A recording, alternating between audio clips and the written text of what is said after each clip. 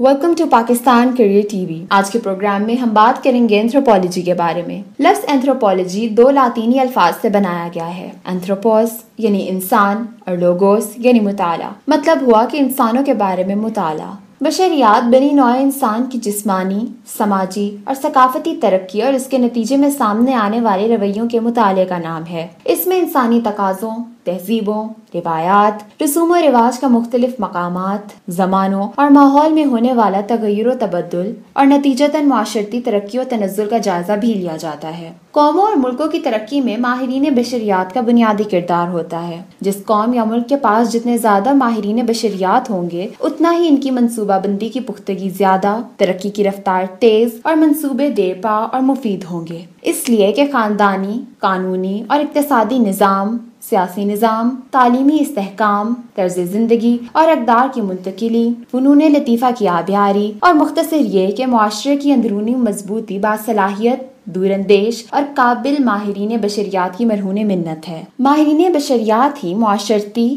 اخلاقی، دینی اور مذہبی مسائل سے شرح پیدائش و اموات، بچوں کی صحت اور تعلیم، امن و امان، جرم و سزا، نکاح و طلاق، آمدنی و خرچ کے دور رس اثرات کو سمجھ سکتے ہیں اور ان پر ماہرانہ رائے دے سکتے ہیں۔ ان کی یہی رائے باہمی مسائل کے حل کی بنیاد بنتی ہے۔ جو طلبہ و طالبات اس کیریئر میں آنا چاہتے ہیں، ان میں ذاتی خوبیوں کے علاوہ مضبوط تعلیمی پس منظر کا ہونا بھی ضروری ہے۔ بشریات کی 5 بڑی شاخیں ہیں۔ طلبہ و طالبات اپنی دلچسپی کی بنیاد پر ان میں سے اپنے لیے کسی مناسب شاخ کا انتخاب کر سکتے ہیں۔ فزیکل اور بایولوجیکل اینتھروپولوجی۔ بشریات کی اس شاخ میں مختلف انسانی نسلوں، جینیات اور موسمی حالات کی وجہ سے انسانوں میں انفرادی طور پر اور آبادی کے مجموعی ارتقاء اور جدید انسانی آبادی پر مرتب ہونے والے اثرات کا جائزہ لیا جاتا ہے اور تجاویز مرتب کی جاتی ہیں۔ Historical anthropology. اس شاخ میں پرانی ہڈیوں اور دیگر آثار قدیمہ کا جائزہ لے کر تاریخی واقعات کو تاریخ وار ترتیب دے کر انسانوں کی رہنمائی کی جاتی ہے اور ساتھ ہی عجائب گھروں اور آثار قدیمہ کے اداروں میں انہیں محفوظ کیا جاتا ہے۔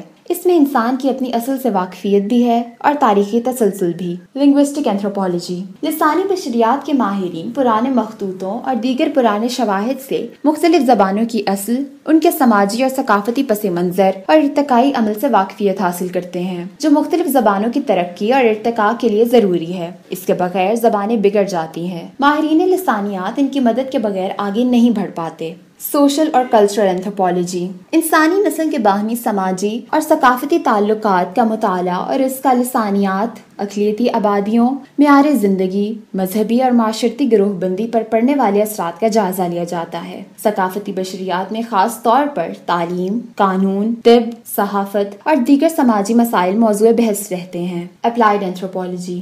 بشریات کی اس شاخ میں بنیادی خاندانی اور سماجی مسائل کو زیر مطالعہ لایا جاتا ہے، جیسا کہ شرح پیدائش و اموات، ماں اور بچے کے مسائل، چائلڈ لیبر اور تعلیمی اور اخلاقی انحطاط وغیرہ۔ ایک اچھا اینتھروپولوجسٹ بننے کے لیے آپ میں ان خصوصیات کا ہونا نہایت اہمیت کا حامل ہے: کھلا ذہن اور غیر جانبداری، طبیعت میں ٹھہراؤ اور تحمل مزاجی، معیار پر مصالحت نہ کرنا، مضبوط اور خوبصورت تحریر کی صلاحیت، بات سے بات نکالنے کی مہارت، باتوں باتوں میں معلومات نکالنے کی صلاحیت اور جسمانی محنت کی عادت، کیونکہ اس شعبے میں سفر اور جسمانی کام بہت زیادہ ہوتا ہے۔ اینتھروپولوجی کے شعبے میں اسٹوڈنٹس کو ان جگہوں پر کام کے بہتر مواقع مل سکتے ہیں: محکمہ آثار قدیمہ، ملکی اور غیر ملکی NGOs، عجائب گھر، یونیسکو، یونیسیف اور WHO وغیرہ، آرٹ گیلریز اور art councils, FIA، police, NBA وغیرہ، لائبریریز، انسانی وسائل کی ترقی کے ادارے، سماجی تنظیمیں، کالجوں اور یونیورسٹیوں میں تدریس اور تحقیق اور سیاحت کا شعبہ۔ مزید معلومات اور مشاورت کے لیے دیکھتے رہیے پاکستان کیریئر ٹی وی،